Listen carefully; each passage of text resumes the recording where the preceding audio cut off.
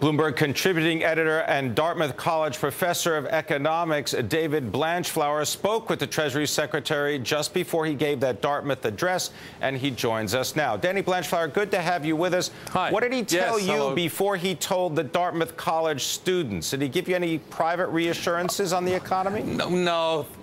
Private, not off-the-record chat, but he told us a lot on the record and talked to the students.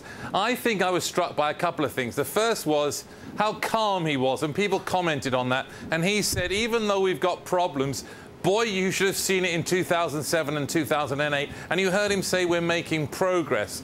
So that was the first thing. The other thing I was really struck by was actually he said, and I wrote it down, that we've been in real negotiations with the Vice President, and he said realistic, pragmatic compromises have been made. So I think that was kind of new. And he said what you'll see are the Republicans walk out. This happens 6 or 7 times. You should expect that. That's just for show. So I thought he was sort of reassuring that actually progress was being made. I thought that was a little new. Now, you're talking about progress being made on the negotiations having to do with raising the debt ceiling. I guess the date is what, August the 2nd? We bump up against that number? Right. I think that, yes, that's the sense that I had that he was talking about. Do you think I hadn't heard him say that. Do you think that language that he used at the address is an indication that not only are we going to get budget cuts, but we're also going to get tax increases? Well, may well be. I'm not going to predict exactly what it will be, but I certainly got the sense that some compromises had been made. So you might suspect a bit of all of the above. But I thought he was trying to reassure and become. I mean, he was talking about what government has to do has to be based on political reality. And I think he was trying to sort of square what the political realities actually are. He talked a bit about why the economy had slowed, and he also talked about why they did the oil release yesterday, which perhaps people haven't heard before. He said basically this was a bridge to increased production, partly to deal with the supply disruptions from Libya, and he said that's precisely why you have these oil stocks. So that was an explanation as to why the government, why the Obama administration had gone ahead with this release of oil. But Danny Blanchflower, did anyone raise the idea that the amount of oil that the International Energy Agency has said that they're going to release over a 2-month period has basically already been used up because the world uses more oil in one day than is being released?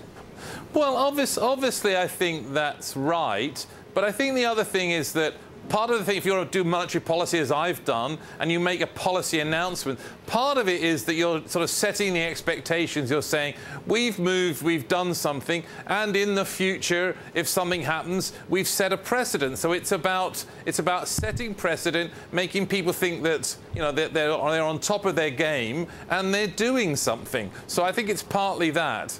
Yes, it's small, but you know, the idea is it's significant. That's what they've got it for. And presumably they're likely to do it again if these disruptions continue. Now, earlier this week, we heard from Federal Reserve Chairman Ben Bernanke in his news conference. He talked about the uncertainty that exists in the economy. Did you get any thoughts about the uncertainty in the economy from Treasury Secretary Geithner?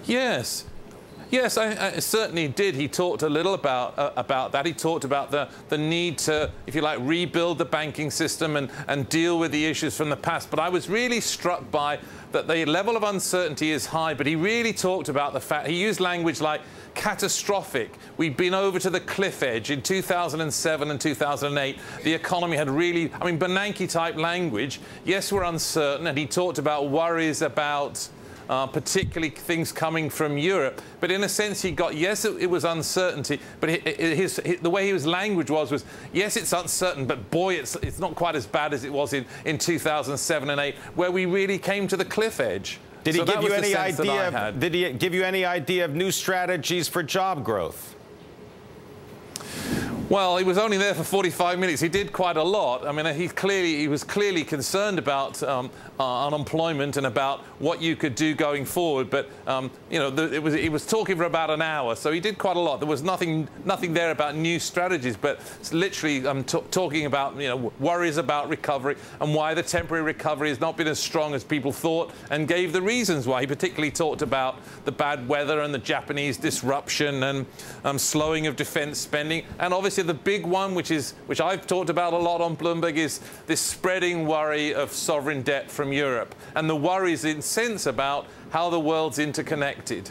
All right, we're going to leave it there, and we're going to talk about the debt crisis in Europe. I want to thank you very much, Danny Blanchflower, coming to us from Dartmouth College, talking about Secretary of Treasury Timothy Geithner, also a Dartmouth College graduate.